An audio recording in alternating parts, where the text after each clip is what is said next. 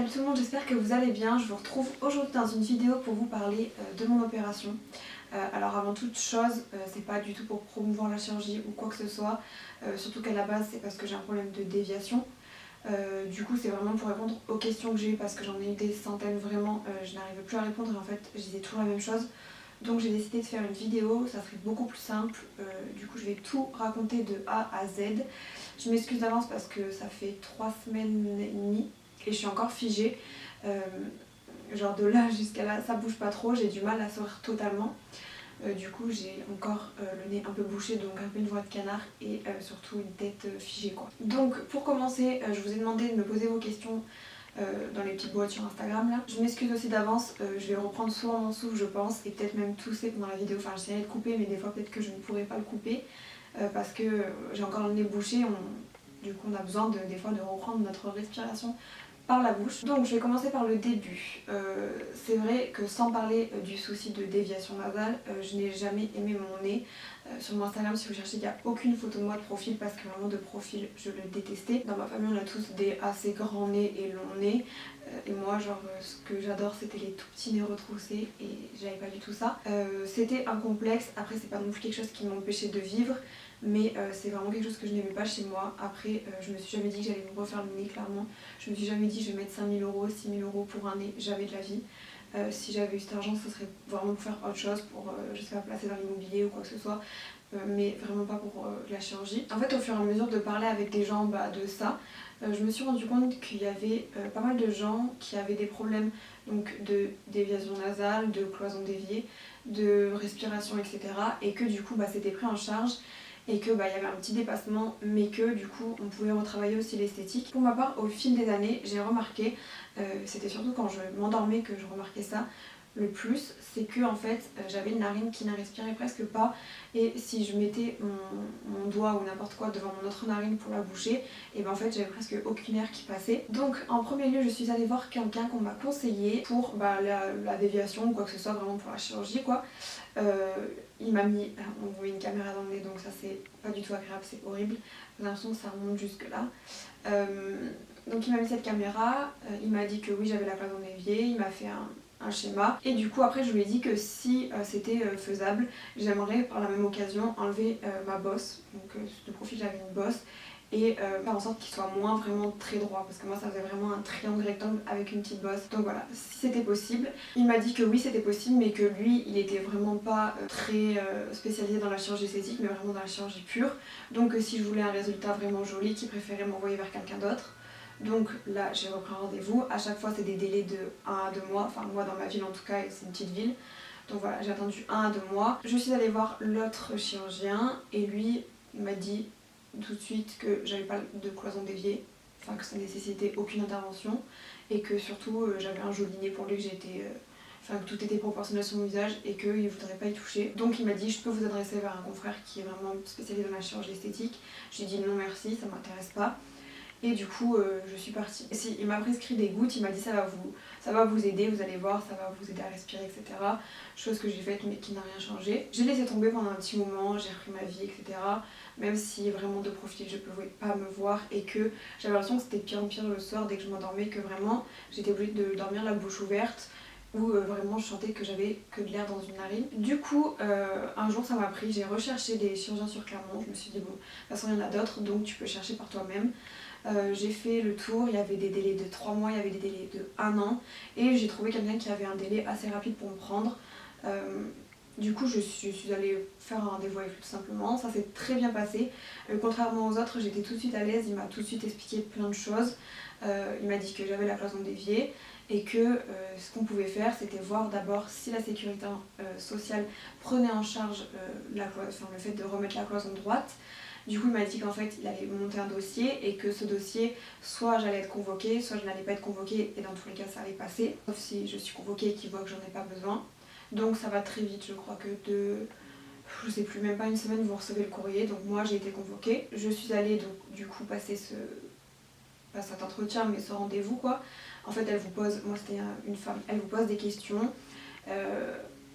Pour ce que ça vous fait en gros, quel est votre problème, depuis combien de temps, etc. Et elle regarde à peu près aussi. Moi ce qu'elle a fait c'est qu'elle a mis une espèce de règle transparente sous mon nez, elle m'a demandé d'expirer très fort et elle a vu en fait, vous savez ça fait du coup des traces de buée et elle a vu s'il y en avait plus d'un côté et moins de l'autre, effectivement c'était le cas.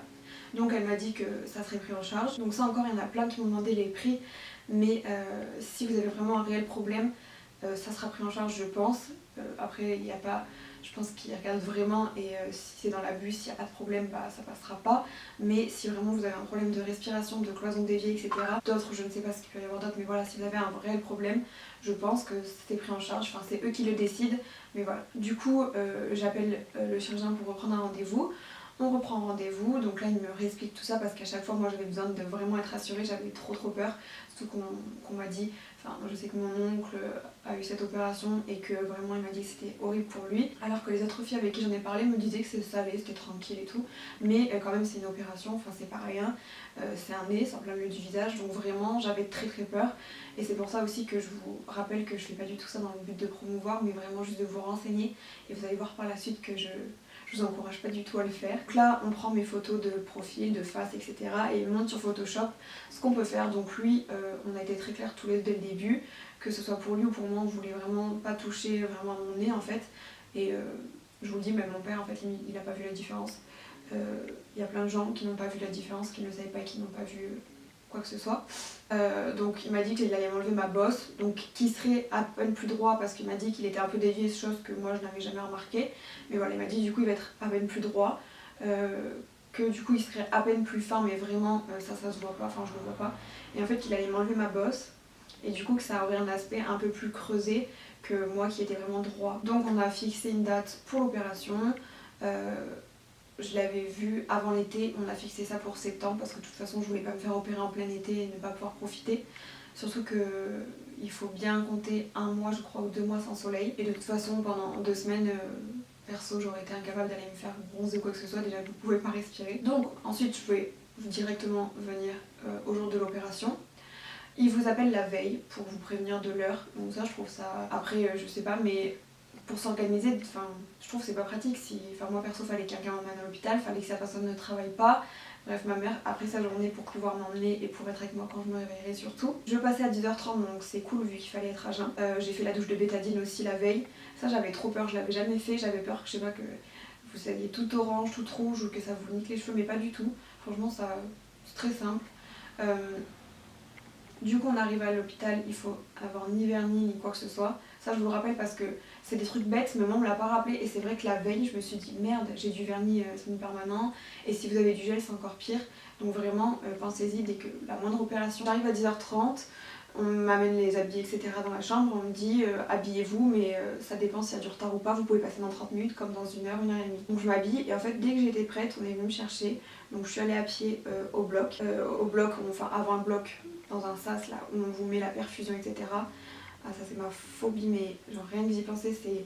En plus elle m'a raté sur ce côté, alors que vraiment je lui ai dit c'est ma phobie. Elle m'a raté là, du coup elle m'a fait là, enfin bref, je déteste ça.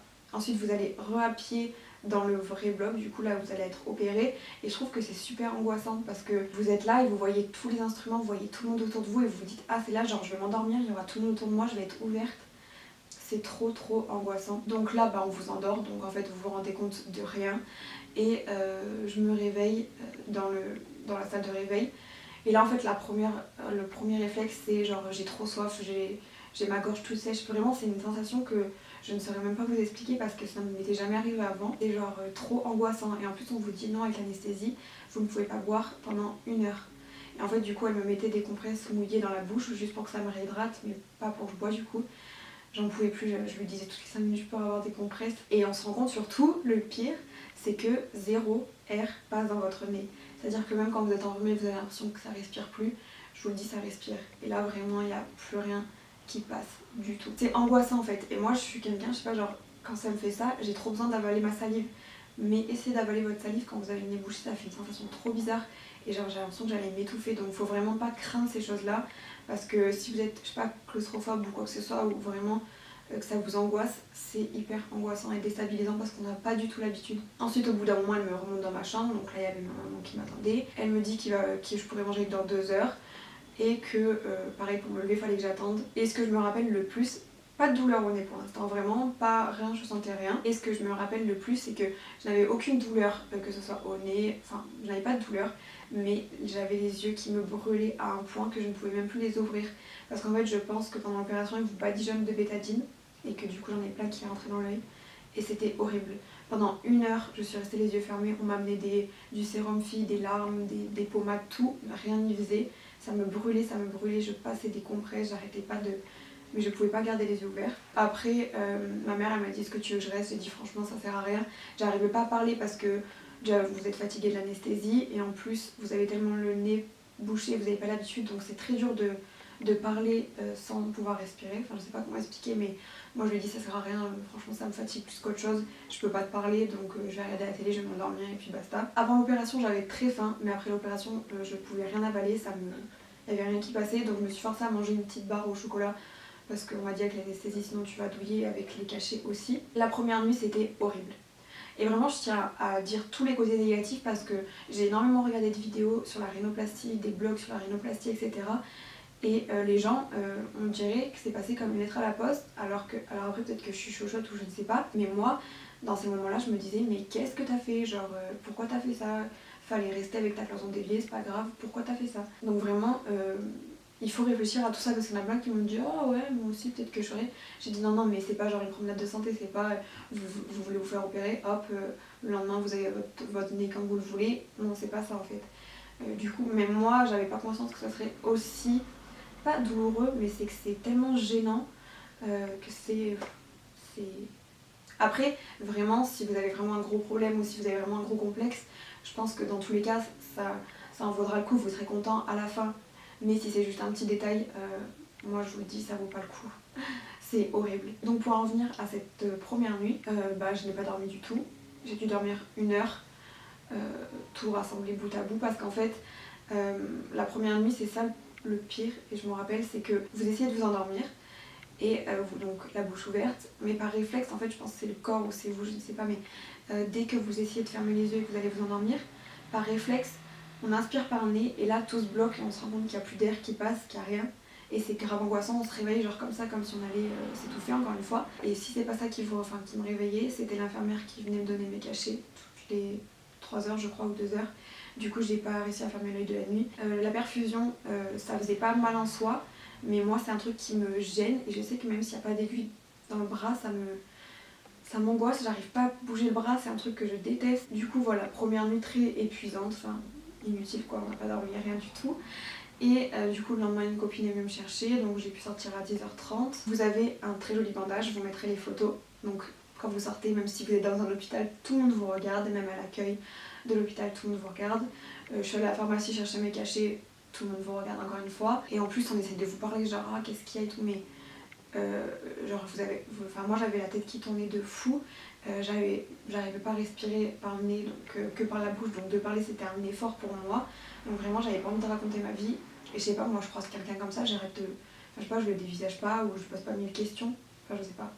Bref, donc je suis rentrée chez moi, j'ai essayé de manger, je me rappelle j'ai essayé de manger des miel pops, mais pareil j'en ai mangé 3, 4, et après j'ai été essoufflée. Et je me disais ça en vaut pas la peine quoi, c'est pas grave, je vais pas manger. Donc sur le coup ça allait, j'étais avec ma copine, j'arrivais à plus ou moins parler même si c'était très fatigant et très gênant. J'avais un lavage de nez à faire, donc moi vous avez votre attelle comme ça. Et j'avais en dessous une mouchette, c'est-à-dire vous mettez en fait une compresse, un scotch quoi pour tenir. Et comme ça, même si votre nez coule, ça reste dans la mouchette quoi et ça coule pas sur vous. Surtout qu'au début ça coule toutes les 2 secondes quoi. Donc fallait que je fasse mon lavage, donc j'enlève ça, vous faites votre lavage en fait. Au début j'appréhendais, je me suis dit que ça allait faire mal, mais pas du tout, justement ça fait du bien. Au début vous allez pas rien sentir, vous savez quand vous mettez des gouttes dans votre nez, vous les sentez revenir dans votre gorge, là il n'y a rien qui revient. Et en fait chaque jour vous allez sentir que ça passe un peu plus et vraiment dès que ça vient dans votre gorge, genre, vous êtes trop heureux parce que vous dites ah ça y est, il y a un petit tunnel qui se fait, il y a un petit chemin. Donc vous avez les lavages à faire, moi j'avais un antibio pendant 4 jours. Et Doliprane, c'est tout. Par contre, je commençais à voir que j'étais super gonflée. Moi, c'était au niveau d'ici au début, vraiment gonflée de fou. Comme si je m'étais pas mouchée pendant 10 jours et qu'elle s'était restée genre là. C'est vite parti. Donc j'ai pris de l'arnica. On m'a conseillé aussi sur Instagram, une fille très gentille qui m'a conseillé une huile essentielle. Je vous la mettrai en photo là parce que si, c'est l'huile essentielle immortelle, ça s'appelle. Il y en a très peu qui connaissent, même la pharmacienne, quand je l'ai dit, elle était étonnée. et ça aide apparemment beaucoup à résorber les œdèmes.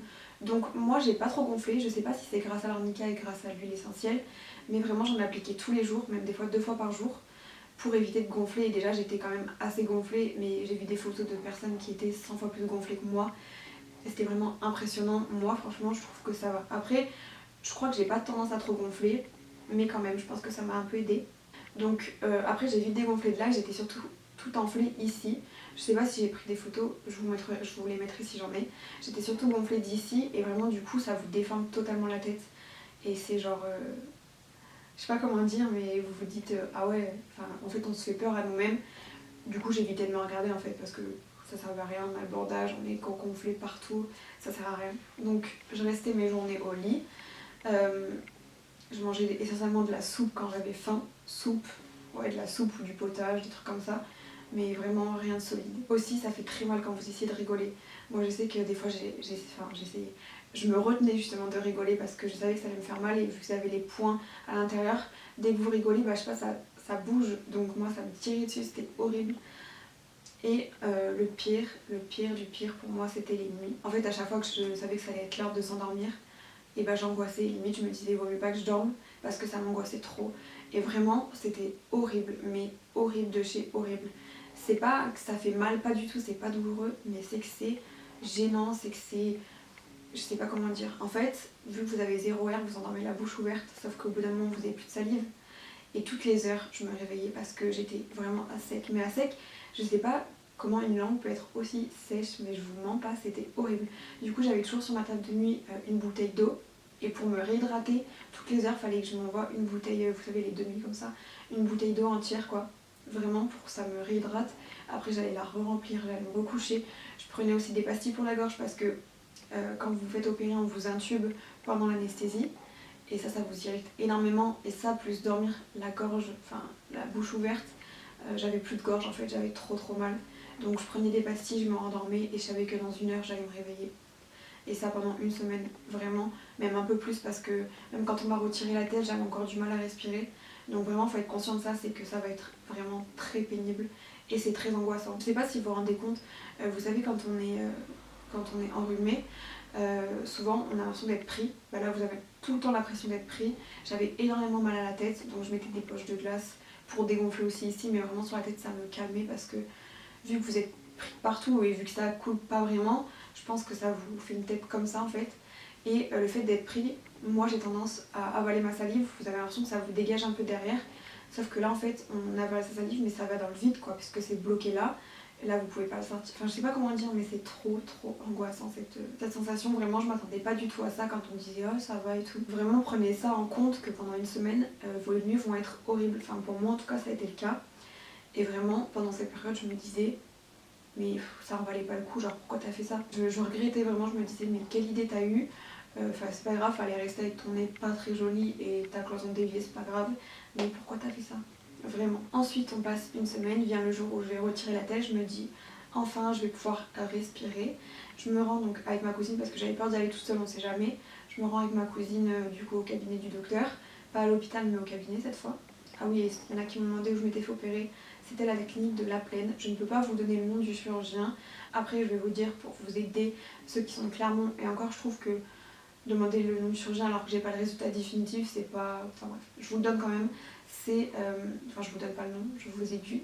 C'est un ORL qui est place de Jode. Donc, en haut du centre Jode, vous avez un espèce de cabinet. Il y a un cabinet dentaire, il y a un truc de médecin, il y a plusieurs choses. Et il est situé ici. Vous avez juste à taper sur internet, vous le trouverez. Du coup je me rends à son cabinet et c'est l'infirmière qui me reçoit, donc elle me dit qu'elle va me retirer d'abord l'attelle que j'ai ici et les attelles que j'ai dans le nez parce que j'ai une attelle dans chaque narine.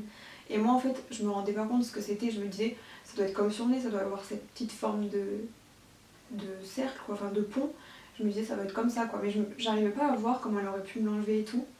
Et en fait donc elle m'enlève d'abord celle-ci, donc ça fait... C'est pas que ça fait mal, c'est que c'est gênant encore une fois parce que vous avez la peau très sensible, c'est tout cassé à l'intérieur, enfin c'est en train de se reconstruire donc c'est forcément très sensible. Du coup après elle me dit maintenant je vais vous couper les poings parce que vos attelles sont tenues par les poings. Donc me montrer, c'est pareil, c'est même pas si ça fait mal mais c'est que c'est un truc qui me... Genre ça me fait des frissons quoi. Et du coup, elle me coupe les poings et là elle me retire la telle, mais je m'attendais pas du tout à ça. C'est-à-dire que la telle elle allait du début de mon nez jusque là, et au début de mon nez elle était genre beaucoup plus épaisse, enfin pas épaisse mais longue. Elle me retire ça, donc le machin comme ça, et genre long comme ça derrière. Ah ouais, et là j'ai dit non mais je comprends pourquoi je pouvais pas respirer. Je m'attendais à, et là aussi c'est mon montrer de l'amour, mais du coup quand elle vous retire ça, bah attendez-vous que ça coule un peu quoi. Mais du coup je me suis dit dès qu'elle va me retirer ça, c'est bon, je vais respirer. Et là j'essaie d'inspirer pardon, et il n'y a toujours aucune air qui passe, je me dis super. Et là je commence à voir la tête qui tourne et tout, je pensais de voir ses attelles ou je sais pas. Donc le chirurgien me fait rentrer dans son cabinet, il me dit vous voulez vous allonger, j'ai dit non ça va aller. Et là il me montre un miroir, enfin il me tend un miroir, il me dit vous allez voir le résultat quand même. Et là, je savais pas quoi dire. J'hésitais, enfin je savais pas en fait. Je savais pas, je détestais parce que j'étais encore très gonflée donc j'étais défigurée quoi. Et en fait je pense que le fait qu'il y ait la tête qui porte dessus, ça avait affiné le nez donc ça l'avait pincé donc il était hyper pincé. Je sais pas, j'aimais pas du tout. Et quand il m'a demandé alors et tout, je savais pas quoi dire, j'ai dit je sais pas, j'arrive pas à me rendre compte en fait. Et en plus j'avais la tête qui tournait donc je lui ai dit bah merci, il m'a dit on se revoit dans un mois etc. Et là dans l'ascenseur je me regardais et je regardais ma cousine, je lui disais mais c'est horrible. Enfin genre vraiment ça faisait vraiment trop nez faux et vraiment mal fait. Vous savez genre les filles qui l'ont fait 40 fois à la télé et qui tout, genre Michael Jackson, je me disais mais c'est pas possible, je me disais mais qu'est-ce que t'as fait cloner? Comment tu vas faire pour accepter ton visage? Et en fait j'ai appelé Manon parce qu'elle l'avait fait et elle m'a dit non mais elle m'a dit moi le premier jour quand j'ai enlevé le plâtre j'ai pleuré parce que c'est pas du tout le résultat définitif, parce que t'es encore déformé donc t'as l'impression que t'es horrible, mais c'est aussi le fait que t'as des œdèmes de partout. Donc ça déséquilibre tout en fait. Et on m'a dit dans une semaine il va être mieux et dans un mois il va être encore mieux. J'ai discuté avec plein de filles sur Instagram qui m'ont dit pareil, qui m'ont envoyé des photos avant-après, genre avant-après du retrait de la telle, donc juste au moment du retrait de la telle, une semaine après et un mois après, ça n'a rien à voir. Donc je me suis dit écoute, arrête de te regarder, j'arrêtais pas de me prendre en photo de tous les côtés. Je me trouvais horrible. Et en fait au début j'avais l'impression qu'il m'avait raté parce que quand j'étais de profil, ici il n'y avait plus de creux. Vous savez, vous avez votre front et après ça fait genre comme ça. Et bah ici ça faisait tout plat. Et en fait c'est parce que j'étais encore tellement gonflée que ça faisait ça. Mais du coup je me disais t'as plus le nez, t'as raboté le nez, il n'y a plus rien. Et genre j'étais au bout de ma vie. Mais j'essayais de pas me regarder parce que je me disais attends ça va machiner. Et en fait à partir de ce moment là, tous les jours vous avez un nouveau nez limite. Tous les jours, moi je me regardais, mon nez avait changé. Un jour il était trop fin, un jour c'était un gros nez de cochon, le lendemain c'était genre un nez plutôt normal. Enfin j'arrivais pas à m'en rendre compte. Aujourd'hui il est mieux qu'avant, c'est sûr. Après, c'est pas encore le résultat que j'espérais, bien que j'ai demandé quelque chose de naturel, donc il fallait pas que je m'attende à avoir un tout petit nez en trompette, ça je le sais. Mais j'ai encore cette petite bosse. Après, on m'a dit que c'était du tissu mou, même si j'avais l'impression que c'était très dur, que ça allait en fait au fil du temps s'atténuer, donc j'espère. Parce que même s'il est à peine plus creusé, je sens que j'ai encore la bosse. Et un truc très drôle qui m'est arrivé, j'ai mis une lunette quand j'ai fait 3h30 de train, donc tout le long du trajet. Et c'est vrai que ça fait, c'est pas que ça fait mal, c'est que votre nez il est super sensible, genre si je le touche ça me fait quand même mal. Et le pire si je me prends un coup de dent c'est horrible. Et en fait j'ai mis une lunette pendant 3h30, je les ai enlevées, j'avais la trace des lunettes, mais surtout ça m'avait creusé la peau. Donc je pense vraiment que c'est du tissu mou. C'est-à-dire que ça m'avait fait en fait genre une double bosse comme ça, genre là où était posée une lunette ça l'avait enfoncé. Donc je pense vraiment que c'est du tissu mou et j'espère qu'il va se rétracter quoi, qu'il va un peu se rentrer pour vraiment faire enlever la bosse quoi. Donc j'essaierai de vous mettre tout au long des photos de mon nez bien avant et de mon nez maintenant, de mon nez, pas après parce que je ne pourrais pas, mais du coup après sur les réseaux de vous montrer vraiment quand je pense avoir le résultat définitif. Là pour vous dire ça fait 3 semaines et demie et je ne respire toujours pas par le nez, j'ai le nez bouché. Alors des fois je sens que l'air passe, j'arrive à m'endormir des fois en respirant que par le nez, mais là vous sentez bien, j'ai l'impression que je suis enrhumée en fait. Du coup j'avais screené vos questions, donc je vais regarder pour voir si je n'en ai pas oublié, bien que je pense avoir fait le tour et avoir répondu aux plupart de vos questions. Donc ce que je vois qui revient le plus c'est est-ce que ça a été pris en charge. Donc toute la partie interne quoi, pour la déviation ça a été pris en charge. Ensuite il y a eu un dépassement d'honoraires pour la partie esthétique. Mais ça, si vous avez une bonne mutuelle, ça peut être pris en charge, pas en totalité je pense, mais une très grosse partie. Et pour vous donner une fourchette, ça va entre, je pense, 800 € de dépassement jusqu'à, je sais pas, 3000. Après je dis ça, mais vraiment, moi c'était entre ça. Et si vous avez une bonne mutuelle, ça va déduire le reste. Donc j'ai pris un chirurgien à Clermont-Ferrand, tout simplement parce que je pense qu'on a des chirurgiens très compétents et que j'avais pas du tout envie d'aller m'embêter à aller sur Paris, Lyon, etc. Après, si vous avez vraiment juste un problème intérieur et que vous ne faites rien d'esthétique et que vraiment vous passez devant la sécu, bah oui ça sera pris en charge. Mais après je ne suis personne pour vous dire oui ça va être pris en charge, non c'est à ce moment-là, c'est à ce moment du rendez-vous avec la sécu que ça sera décidé. Donc on m'a demandé comment je juge la douleur sur 10 au niveau du nez. Donc comme je vous l'ai dit, tout le long j'ai pas eu mal au nez. Vous avez des fois mal un peu, c'est les poings qui tirent, mais c'est pas vraiment mal au nez. Je pensais que ça serait douloureux parce que quand on se prend un coup dans le nez ça fait mal. Après c'est plus quand on m'a retiré la telle, vous avez l'impression, je sais pas comment dire, mais vous savez comme quand vous prenez un coup, genre votre cœur il bat à l'intérieur du nez en fait. Et là par contre si je le touche ou quoi il est super sensible et ça fait mal. Donc on me demande si je suis contente du résultat, donc pour l'instant, je peux pas dire que je suis contente, alors je le préfère avant c'est sûr. Après je m'attendais pas à ça parce que j'ai l'impression en fait, d'un côté tant mieux parce que du coup je me reconnais entièrement, genre quand je me vois dans le miroir, pour moi il n'y a rien qui a changé. On me demande pourquoi ne pas être sortie de chez toi pendant que j'avais la telle, le regard des autres. Donc je comprends pas cette question mais bon bref. Je suis pas sortie de chez moi, si je suis sortie quand j'avais besoin d'aller à la pharmacie ou quoi que ce soit. Mais après sortir quand vous avez une tête comme ça et quand vous avez la tête qui tourne, quand vous n'arrivez même pas à parler avec les gens, aucun intérêt, je vais pas sortir pour sortir. À peine je sortais de mon lit, déjà j'avais la tête qui tournait. Et quand je suis allée à la pharmacie, à chaque fois on m'a regardé genre comme si j'étais... Même quand j'étais en voiture, on me regardait genre comme si j'étais un alien. Donc pas vraiment pour le regard des autres, même si c'est fatigant et que c'est chiant, mais parce que il n'y avait pas d'intérêt pour moi à sortir. Il faisait... valait mieux que je reste dans mon lit, que je me repose comme le chirurgien l'a dit, que d'aller vadrouiller à droite à gauche alors que j'en avais pas besoin. Et que les fois où je l'ai fait, ça m'a genre donné la tête qui tournait, j'étais épuisée. J'ai pas une mèche, on m'a demandé si j'avais des mèches, j'en ai pas eu. Et ça, genre, je dis merci parce que toutes les personnes qui en ont m'ont dit que c'était horrible. Après, je pense que vu que j'ai eu les attelles, et ça, je pense que les attelles, c'est surtout dû à la cloison qui a été remise droite. Du coup, on pouvait pas mettre les mèches. J'ai pas abordé cette question, on me demande si j'ai eu des bleus et des cernes. Alors oui, après, comme je vous l'ai dit, j'ai pas trop marqué et comme je vous l'ai dit, j'ai mis beaucoup cette huile essentielle. Donc j'ai eu les yeux tout rouges, mais ça, je sais plus si j'ai des photos, mais bref, je vous en mettrai si j'en ai. J'ai eu les yeux tout rouges, bleus, violets, enfin ça change de couleur tous les jours sur les côtés.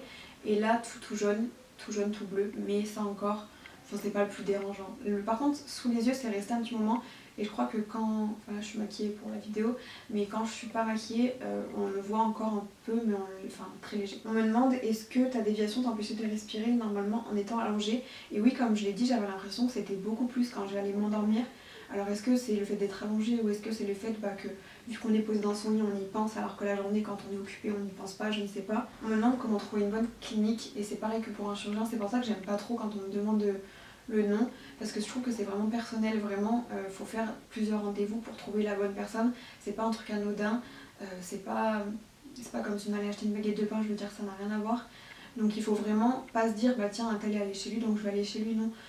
Faire plusieurs rendez-vous, c'est pas grave, vous allez payer une consulte, mais vraiment au moins vous serez sûr de vous entendre avec le chirurgien et qu'il sache vraiment ce que vous voulez, qu'il respecte ce que vous voulez, qu'il abuse pas parce que il y en a encore, le mien il a été très clair, il m'a dit moi je fais pas des trucs, je fais toujours des trucs très naturels, et de toute façon vous n'avez pas besoin de ça. Moi je préfère qu'on me dise ça que qu'on me dise allez je vous fais ce que vous voulez et qu'au final je ressemble à rien, comme certaines filles qu'on voit à la télé ou quoi que ce soit.